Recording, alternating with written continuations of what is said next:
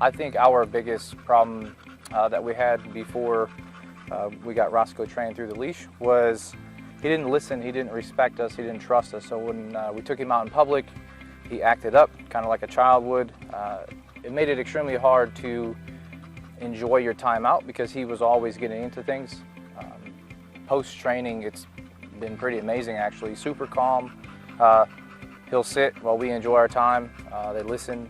Yeah, my biggest problem with Roscoe before we got training through the leash was taking him for walks on my own. He's a 70-pound muscle dog, and he would walk me. I wouldn't be walking him, so that was definitely my biggest issue. We chose Connor through the leash when we adopted Luna. We saw how great he was with her in the training and how well behaved she was, so we definitely wanted to move forward with Roscoe as well.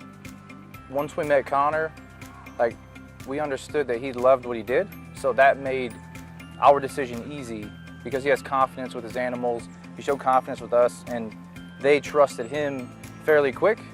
The transformation has been amazing for us and for Roscoe because I've grown up with animals my whole life and I thought I knew what I was doing, and then once we got informed by Connor that everything we were doing was essentially incorrect, that transformation between us and the relationship with our animals is unbelievable.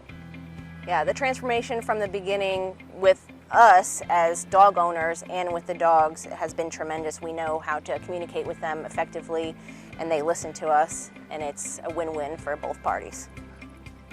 I think the most difficult part of training was not realizing how much work it is necessarily for the owners as it is for the dogs. The dogs, it was easy for them. They picked up on it super easy, but it was on us to continue that, to make sure that, we were following through with everything.